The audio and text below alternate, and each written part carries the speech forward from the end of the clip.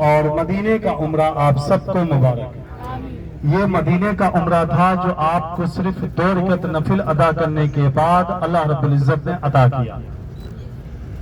جہاں پہ ابھی آپ لوگوں نے نمازیں ادا کی، یہ وہ جگہ ہے جب آپ صلی اللہ تعالیٰ علیہ وسلم مکہ مکرمہ سے ہجرت کر کے مدینہ طیبہ آئے تو آپ نے جو سب سے پہلا قیام کیا وہ قباء میں۔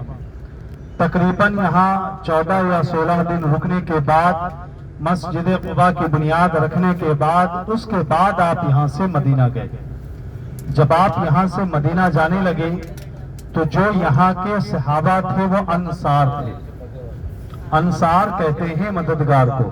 انہوں نے کہا یا رسول اللہ آپ ہمیں یہاں سے چھوڑ کر آگے جائیں، یہ ہمیں منظور نہیں، ہمیں گوارا نہیں۔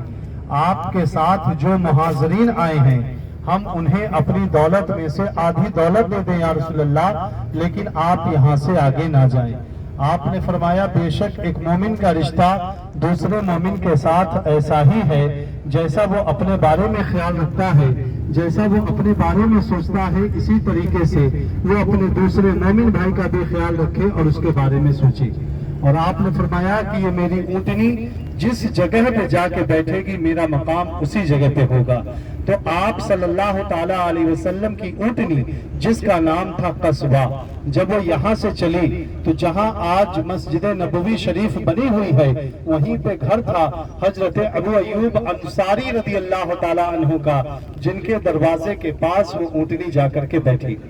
اور جو مسجد نبوی کی بنیاد رکھی گئی وہ زمین 2 یتیم بچوں کے تھے، جس کی قیمت حضرت ابو بکر صدیق رضی اللہ تعالیٰ عنہ نے اپنے پاس سے ادا کی اور پھر وہاں پہ مسجد نبوی کی بنیاد رکھی گئی۔ تو مدینہ جانے کے بعد بھی، مسجد نبوی کی بنیاد رکھنے کے بعد بھی آپ صلی اللہ تعالیٰ علیہ وسلم قباء آیا کرتے تھے، کبھی پیدل آتے تو کبھی سواری سے آتے، اور ہفتے کے دن سیٹرڈے کے دن قباء آنا سنت رسول ہے۔ آپ روزانہ آئیے، عمرے کا ثواب آپ کو روزانہ ملے گا، لیکن جب آپ سیٹرڈے کو آئیں گے تو عمرے کا بھی ثواب ملے گا اور سنت رسول بھی ادا ہوگی انشاءاللہ۔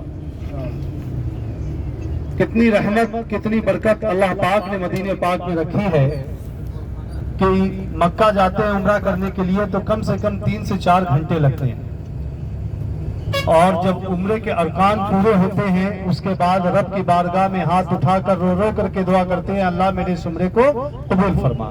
عمرہ ہمارا قبول ہوا کہ نہیں ہوا یہ رب تعالیٰ کو معلوم ہے، لیکن جب مدینے میں ہم اپنے گھر سے باوضو ہو کر مسجد قباء آئیں گے اور صرف 2 رکعت نفل ادا کریں گے تو انشاءاللہ اللہ پاک ہمیں اور آپ کو اسی عمرے کا ثواب عطا کر دے گا، کیونکہ اس کی بشارت نبی کریم صلی اللہ تعالیٰ علیہ وسلم نے دی ہے۔ سبحان اللہ۔ صرف 2 رکعت نفل اور 1 عمرے کا ثواب، اور یہ 2 رکعت پڑھنے میں زیادہ سے زیادہ 2 سے 4 منٹ کا وقت لگے گا۔ سامنے یہ کھجوروں کا درخت ہے اور نیچے یہ خالی میدان، اس علاقے کو کہتے ہیں وادی بتہان، اور یہ میدان ہے خاک شفا کا میدان۔ یہ خاک شفا کا میدان ہے جس کے بارے میں نبی کریم صلی اللہ تعالیٰ علیہ وسلم نے ارشاد فرمایا کہ اے صحابہ یہ مدینے کی مٹی ہے اور اس میں شفا ہے۔ تو جو بھی صحابہ اکرام زخمی تھے، بیمار تھے، انہوں نے یہاں کی مٹی لی اور اپنے تھوک سے گیلی کر کے اپنے زخموں پہ بھری اور رب تعالیٰ نے انہیں شفا عطا فرمائی۔ سبحان اللہ۔ تو اللہ تبارک و تعالیٰ نے مدینے کی دھول اور غبار میں بھی شفا رکھی ہے۔ نہ ہو آرام جس بیمار کو سارے زمانے سے، تھوڑی سی خاک لے جائے ان کے آستانے سے۔ تو اللہ تبارک و تعالیٰ نے مدینے کی دھول اور غبار میں بھی شفا رکھی ہے۔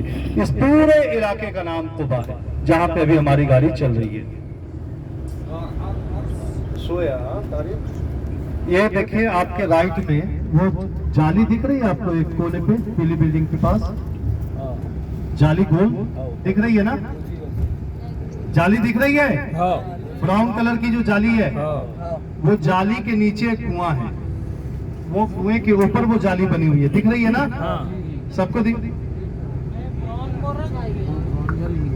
ارے وہ بس کھڑی ہے، بس کے آگے جالی نہیں دکھ رہی آپ کو؟ ہاں ہاں، چھوٹی والی جو گول دیکھی نا، اس کے نیچے ایک کنواں ہے، اس کنویں کے اوپر یہ جالی ہے۔ خلاص اس کنویں کو نبی کریم صلی اللہ تعالی علیہ وسلم نے خواب میں دیکھا تھا۔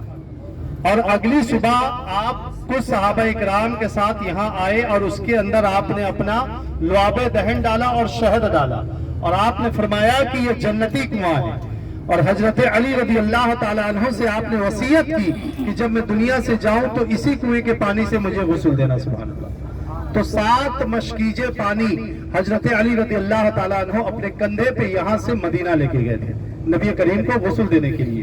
اس کنویں کا نام ہے بیر غرز، بیر کہتے ہیں کنویں کو، اور غرز اس کا نام ہے، بیر غرز اس کا نام ہے۔ اور یہ آپ کو 2 بجے سے لے کر رات 9 بجے تک کھل جاتی ہے۔ اندر جالی تو لگی ہوئی ہے، کنواں دیکھ سکتے ہیں، اور اس کنویں کے اندر سے باہر فلٹر ہو کر کے پانی آتا ہے، وہ پانی بھی آپ بھر سکتے ہیں آفٹر 2 بجے سے لے کے ظہر کے بعد سے لے کے رات 9 بجے تک، کیونکہ بغل میں اسکول ہے، مدرسہ ہے، وہ چالو رہتا ہے، اس لیے صبح کے وقت اس کو بند رکھتے ہیں وہ، کیونکہ بھیڑ اکٹھا ہو جاتی ہے۔ ابھی ہم جا رہے ہیں انشاءاللہ مدینہ پاک کے کھجور کے باغ میں۔ مدینے کی تجارت، مدینے کی خوراک دونوں کھجور ہے۔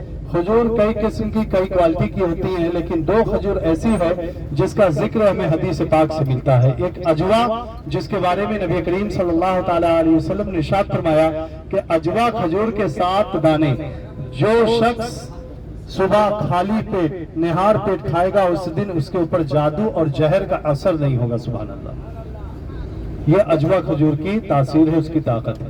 دوسری جس کے بارے میں نبی کریم نے فرمایا کہ یہ کھجور ہر بیماری سے پاک ہے، برکت والی کھجور ہے، پیٹ کے لیے مفید کھجور، جس کا نام ہے برنی۔ اجوا اور برنی یہ 2 کھجور حدیث نبوی ہیں۔ ایک امبر جو کھجور ہوتی ہے وہ طاقتور کھجور ہوتی ہے۔ تو انشاءاللہ 15 سے 20 منٹ کے لیے گاڑی رکے گی مارکیٹ کے پاس، آپ اندر جائیں، کھجور کھائے پیے، ٹیسٹ کریں، اور جو کھجور آپ کو پسند ہو آپ پرچیز کر سکتے ہیں۔ دیکھنے کے بعد کوالٹی کے اوپر ریٹ ہے، جیسی جس کی کوالٹی ویسا اس کا ریٹ ہے، تو آپ دیکھیں آپ کو جو پسند ہو آپ لے سکتے ہیں، کوئی زور زبردستی نہیں ہے۔